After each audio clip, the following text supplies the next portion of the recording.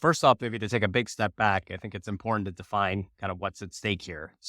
I think experts estimate that approximately 5% of a typical organization's revenue is lost to fraud and corruption. So there's real dollars and cents involved here. And as you mentioned, layer on top of that reputational hit, brand equity, and all of the losses there are multiplied to long-term effects on an organization. Hello and welcome to Signals by AlphaSense, where we hear thoughtful insights from business leaders, investors, and experts. Hello and welcome. You listen to Signals by AlphaSense, and I'm your host, Nick Mazing. Today, we're going to talk about using data to prevent and detect incidences of corruption for global organizations. Almost every month now, it seems there is a new DOJ or SEC case in the United States alleging FCPA violations, or outside of the US, we alleging violations of similar laws such as the UK Bribery Act or its equivalent in France and other geographies. So for our non-US viewers and listeners, FCPA stands for Foreign Corrupt Practices Act, which is the main US law which prohibits transnational corruption. And it's important to know that the enforcement doesn't affect just US domiciled companies. At least historically, almost anybody that touches US capital markets, such as a stock market listing in the US, or the bonds are traded in the US, and in some cases, even using US domiciled banks to facilitate those payments, have been affected by FCPA enforcement. And obviously, it's a very big issue for corporations since some of the fines are very eye popping. There was a $650 million North Korean sanctions violation that came out in the last couple of weeks. The investigation costs have been also very high and that can drag on for years. And from an investor perspective, when there is a situations like this, it really affects the security around, let's say, a long-term mining concession, which could be a 20-year contract in some geography somewhere that where there may have been corruption involved. Our guest today, Parth Chanda, has many years of executive experience with FCPA and related laws, first as a white-collar defense attorney, and then as an in-house anti-corruption lawyer at large global companies such as Pfizer and A1 Cosmetics. Parth is currently the founder and CEO of Lextegrity, which is a compliance data analytics and workflow platform which helps global organizations of all sizes implement advanced technology and prevent and detect corruption and fraud, sanction violations, and other counterparty-related spending risks. Parth, welcome, and can you tell us a little bit more about you and about Lextegrity? Great. Thank you so much, Nick, for that introduction. Thank you for having me on the podcast. As you mentioned, I'm the founder and CEO of Lextegrity. I am a lawyer by training, as you mentioned, and I've been doing compliance work, particularly related to the FCPA and anti-corruption for the past 20 years. I actually started as an intern at the World Bank in their internal investigations group, then became a white-collar litigator, went in-house for about a decade to very large global companies, and now I'm the CEO of a reg tech, legal tech company, providing organizations with data analytics and workflow technology to prevent and detect corruption, fraud, sanctions, conflicts of interest, and other financial related risks. Since 2017, when we were founded about 6 years ago, we've helped many global organizations, US, Brazilian, European, including a dozen companies who've called us after being in front of enforcement agencies, whether the DOJ, SEC, and I believe in 5 other countries, facing corruption related matters, investigations, settlements. So we've had a real front row seat. I've had a front row seat my entire career, but since founding Lextegrity, a front row seat into implementing best in class solutions for companies that are battle tested in front of enforcers. So really excited to talk to you today about that. Now, let's start with a very basic question. For any global organization, what are some of the common ways that there are risks related to corruption that arise? Now, everybody knows, you want to sell to the military of country A, you have to hire the cousin of the prime minister as a consultant or something like that. So can you walk us through that?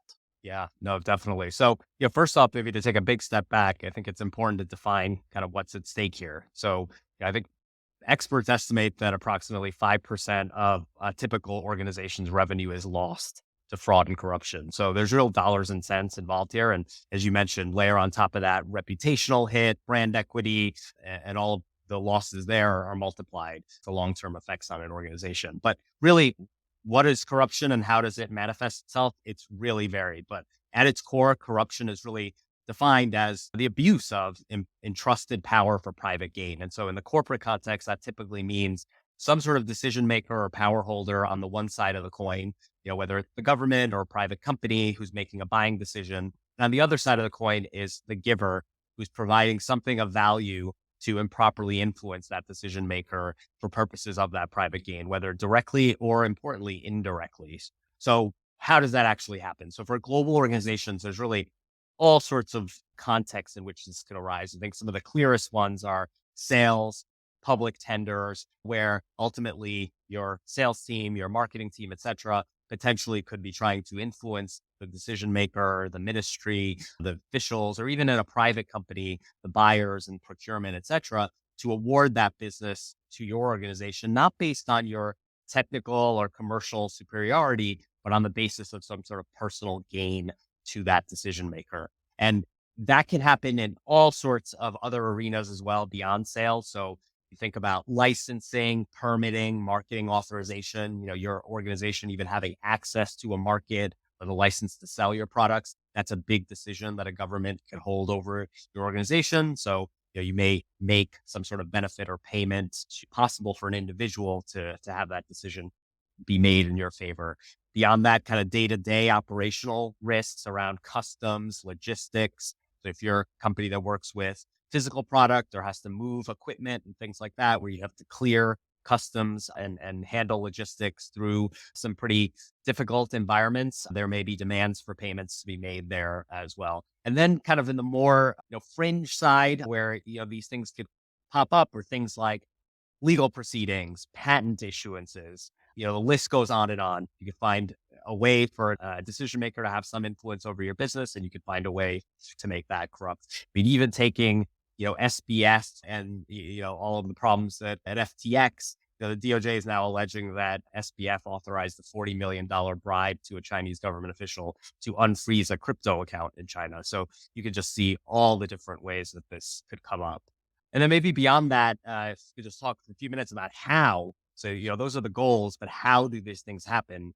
They can happen from the most simple things like cash, gifts, gift cards, lavish meals, lavish travel that you give to a government official, to, as you mentioned, more complex things like hiring a sham vendor who's owned or related to a government official, inflating expenses to an otherwise legitimate vendor, where you're paying them 20% over what fair market value, and then they're kicking back 10% of that to a government official, inflating a margin to your distributor or sales partner. Again, you're selling them at a 20% discount on your list price, and they're kicking back 10% of that to the government official, to much more complex things like ownership stakes in businesses, joint ventures, donations to charities favored by the government, et cetera.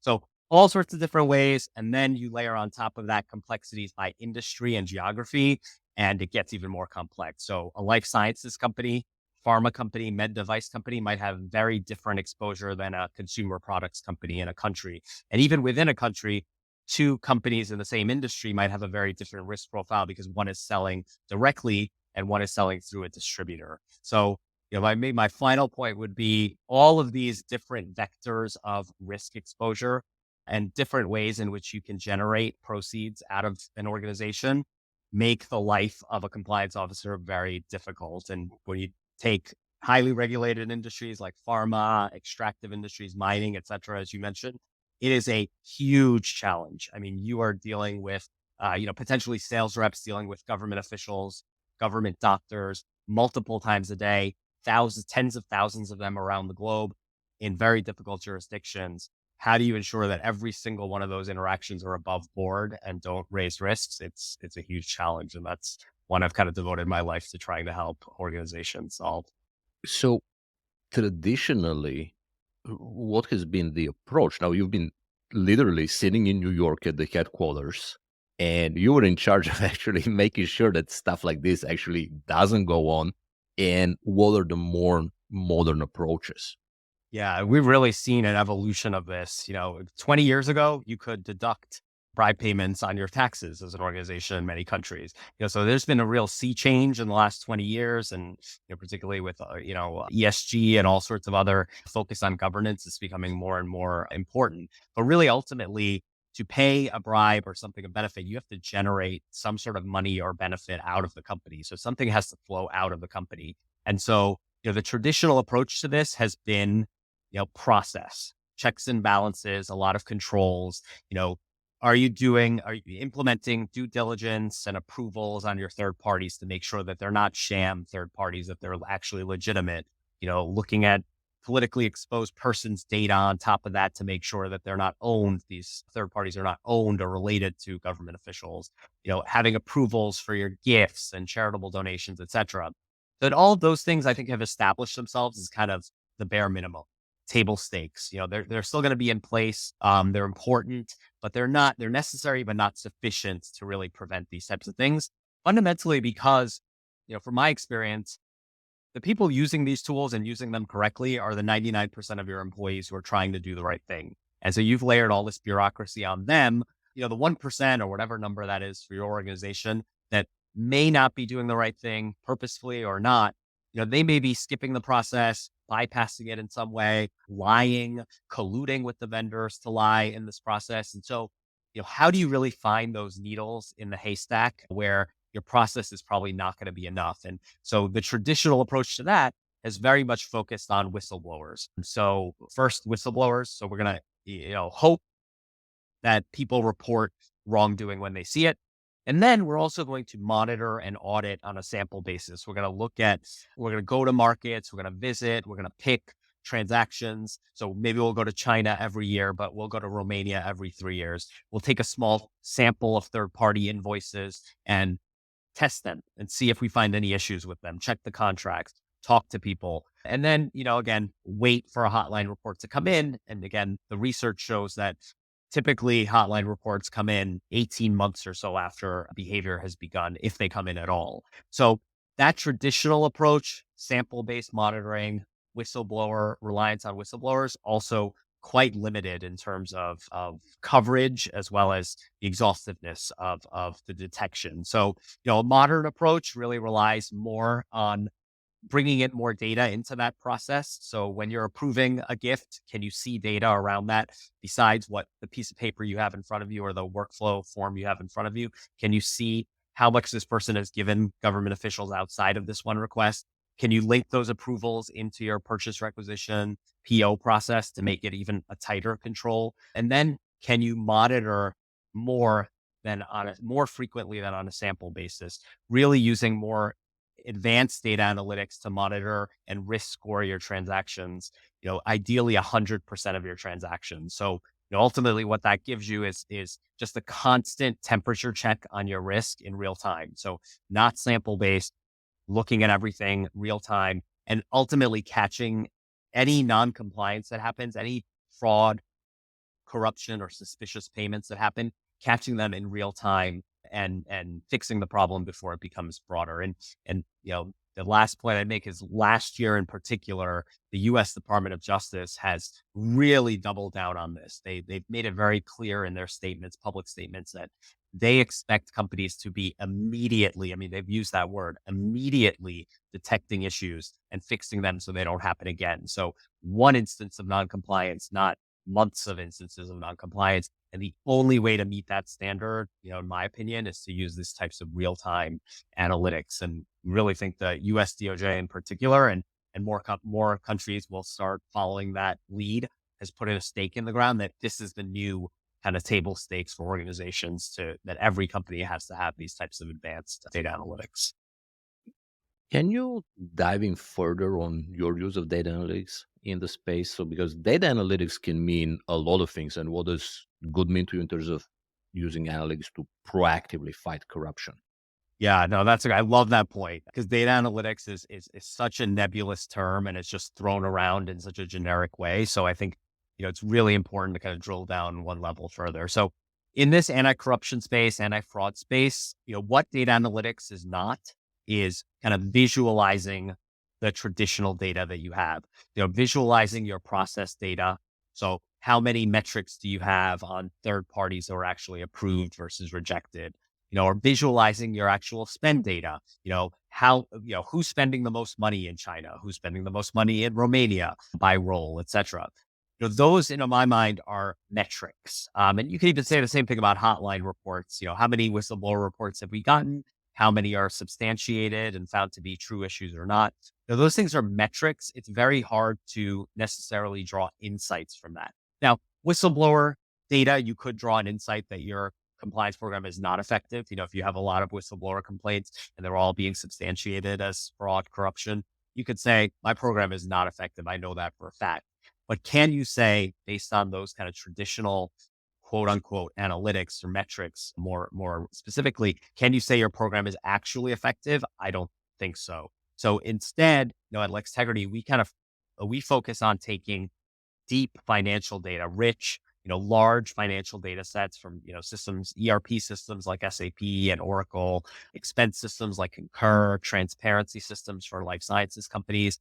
We take that data, we connect that data real time via adapters or APIs.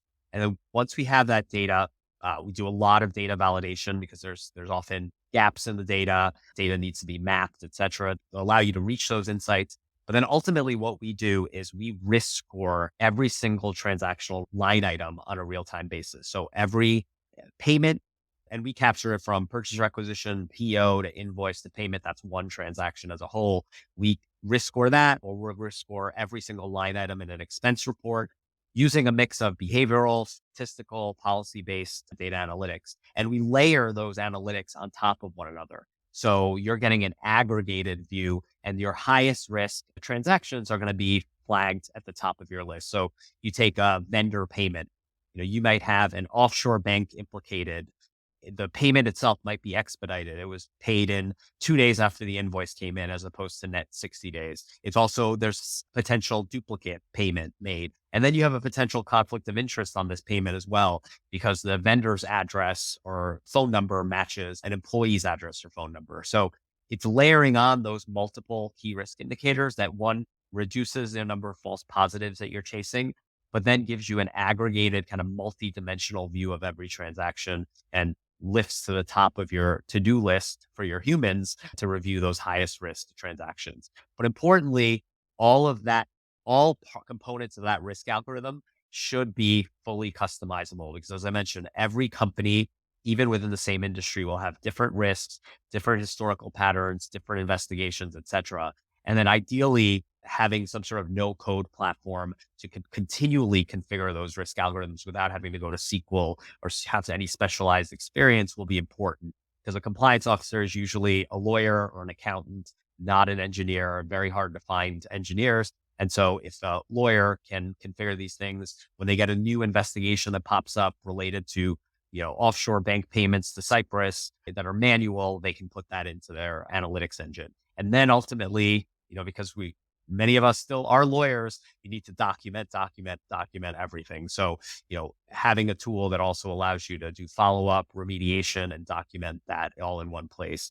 Ultimately, what that all gets you is a much more real-time, again, comprehensive testing of 100% of your transactions that can tell you that your program is actually effective. Because again, you're testing holistically. You're not just testing your sales agents and your, high spenders, you're testing your low spenders, you're testing your caterer, you're testing everything to ensure that there's no gaps in your coverage. And so, ultimately, for your listeners out there who are compliance officers, some of this will be pretty well trod ground because there's a lot of talk about this. But, if you have listeners who are in upper management of an organization or in the board, and their organizations have invested millions into compliance programs, there often can be pretty uncertain ROI on those investments. Like, do we, at the end of the day, in my heart of hearts as a board member or a C-suite member, do I, in my heart of hearts, really have comfort that my compliance program is actually effective, given how much money we've put into the program?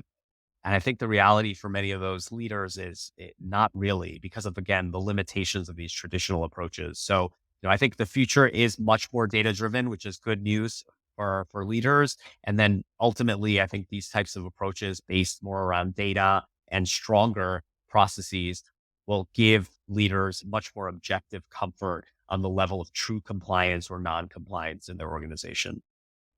Parth, thank you for joining us today. Thank you so much, Nick. It was a pleasure. Today we spoke with Parth Chanda, founder and CEO of Lextegrity, about using modern data analytics for FCPA and anti-corruption compliance. This was another episode of Signals by AlphaSense. My name is Nick Mazing, and you can find us on all the major platforms. Thank you for watching or listening.